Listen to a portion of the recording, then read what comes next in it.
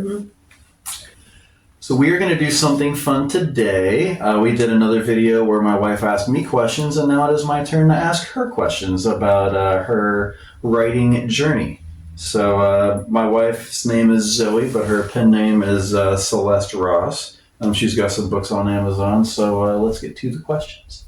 Okay. What inspired you to write?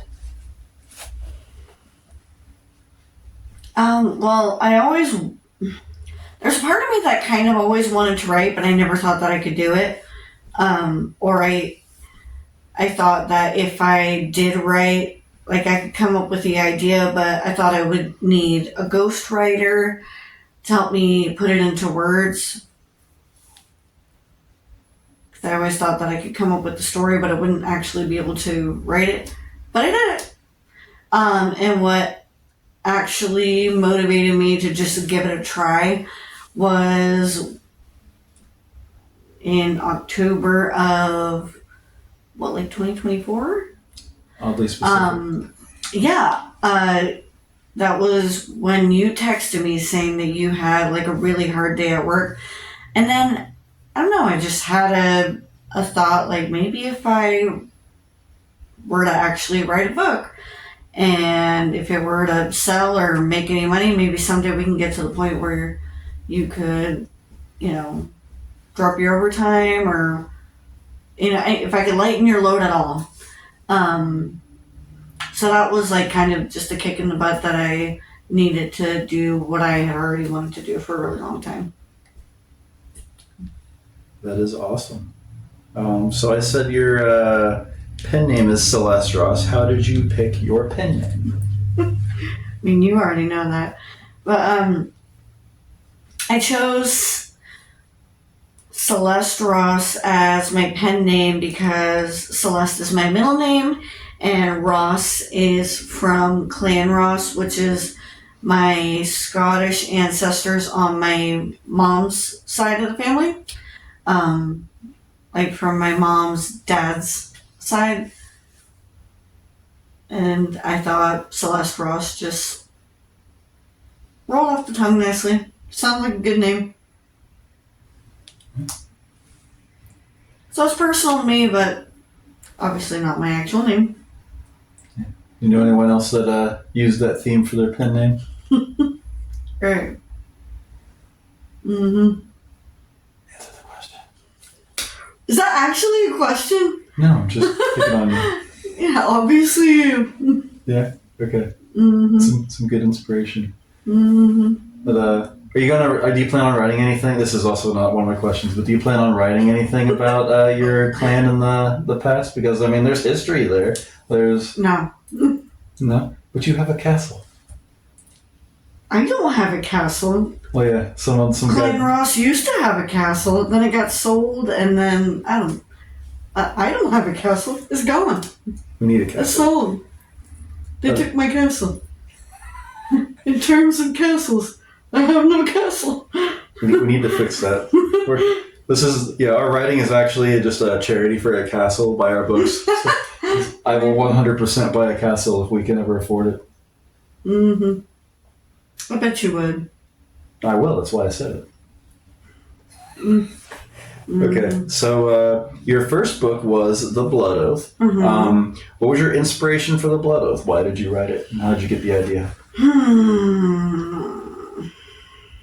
Well, honestly, I wanted to do something spicy, but I didn't want that to be all there was, because I'm the kind of person where, I love a good spicy book, but I want it to have some plot too. I typically don't like it when it's just spice. So I was kind of thinking, like, what can I do with that? And I don't know, the idea of a cult just came to me, and I thought that it could be really interesting to write a book from the perspective of somebody who is in a cult and fully indoctrinated, and then you get to see how she slowly opens her eyes. Because I've read books about cults, but it's like them infiltrating the cult and they already know that it's bad, but they're trying to stop it, or stuff like that. But I had never heard of or read anything that's from that very immersive first person point of view of somebody who like believes it so like deeply and it's so sacred to her, and she, this is her home, this is everything she knows. And then you get to see how she kind of goes through this existential crisis of her entire world is just kind of like ripped out from under her when she realizes that the place that is her home is not good. I mean, anybody would freak out about that. Like, it's everything she's ever been taught. It's everything she's ever known. Like, it's not easy to just unlearn your entire life. So I just thought that would be a really interesting idea. I think it turned out really well. I mean, I hope so. Next question. Are there any characters in your book that are based off of people you know? I know the answer to this. Why don't you try asking some questions that you don't know? Well, I know these, but people don't. You get to talk about it. Oh, could have thought of some questions that you don't know. That's what I did. Anyway, I mean, obviously, Aaron is pretty heavily inspired by you.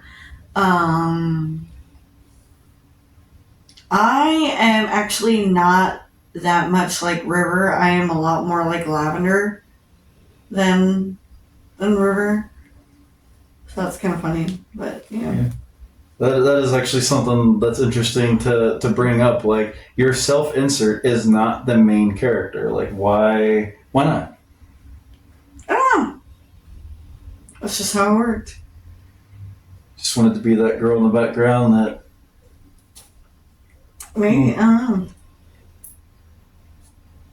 know. Okay. Have you... It's just how it is. I mean, I guess I can reword this a little different than how I had it. Have you ever, or will you ever, pay for professional editing?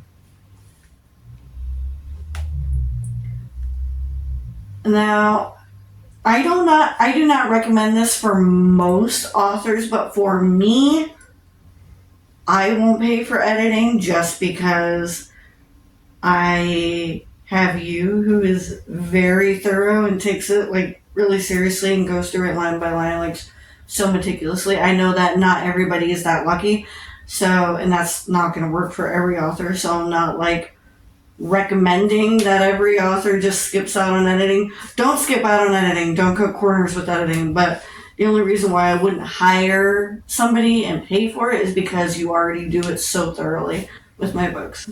Even if just to do it once but not to everyone see... is that lucky. Even if just to do it once just to see, like, if there's something we could be doing better. Because that is a possibility. I mean, I'm not bad at it, but I'm not a professional. Like, right. I don't know. Maybe. I don't know. I'm never saying never, but like I don't feel like the desire to go out and find an editor as of right this moment. Well, on topic, because what people are going to say about, like, oh, you don't have a professional editor, like your book's probably full of mistakes. Have you ever read books that were professionally edited that had mistakes? Yeah. So... Yeah. I've read traditionally published books with professional editors that still have mistakes. So, and then if you don't know what the editing process is like, and if you're not a writer, then you can kind of look at those and be like, how did this get missed? Like, was there not an editor? Like, how did they miss this? I'm seeing it right here. But stuff happens. Mistakes happen. You would be surprised. When you look at the same thing 20 times, like, you were blind to... For sure. Very obvious stuff. It is actually kind of hilarious. That's why I like when we switch and we look at each other's stuff, because that's when stuff starts getting noticed. Because when you look at it yourself, you just like... Right. It's engraved in your head. It's right. And the crazy. read aloud. I will never not do the read aloud where, like, you can actually hear it read back to you, like, by the computer, like, reading it to you. Because it's one thing to write it and to, like, see it, but then your eyes, like, kind of skim past it, and you miss stuff. And then when you actually hear it read back to you, and it's like, wait, that didn't sound right. Wait, it skipped a word, or that's not what I meant to say. Like, or when it pronounces things that you wrote correctly, like, in a really funny way, that makes it Yeah. We've had a few good ones like that. Oh man. Okay, so you've published The Blood Oath, which is a novel. You've published a novella, which I didn't have any questions of, Taste of Paradise. But what I wanted to ask you for the last question is, what can you tell us about the sequel to The Blood Oath, which is called The Broken Bonds, by the way? What can I say is it's going to have a bit of a different feel than The Blood Oath. It is going to be mostly from Rose's perspective. I say mostly because there is some perspective hopping. And for people who haven't read The Blood Oath, like, Rose is a character from The Blood Oath, but was not the main character. Right. She was a primary Correct. character, but not the main character. Correct. And Rose experiences a lot of trauma. And so now in the sequel, even though she's kind of gotten away from that, she's still very traumatized. She still has a lot of healing to do. There's a lot more to her story. So it's a different environment, a little bit of a different perspective than The Blood Oath, but still a really important story that needed to be told. I think that there's going to be a lot of people that relate to Rose, much more than, cause as much as I love River, unless you like escape the cult, like you're not really relating all that much to River. Like you love her, but I don't read The Blood Oath, and I didn't write The Blood Oath like with the feeling of like, oh yeah, River's me. But like with Rose, I think a lot of people will be like, Rose is me, man. Like, just with her journey and her growth. So I definitely think that the story needed to be told like the way that it is. And I don't think that it would be the same story told from any other perspective, really. I think it had to be Rose. Yeah. Yeah, a lot of the stuff that happens focuses on her, and yeah, it's kind of cool. Like I said, I'm not an avid reader, but I think it's cool that like book one you're focused on this character, and then book two it's like, no, we're on this character. And it's not like in the second one just because it's mostly from Rose's perspective that like River and Aaron are gone. Like every character that you loved from The Blood Oath is still there, very much so. They're not going anywhere. It's just mostly telling Rose's story in the way that needed to be told. All right. That is all of my questions.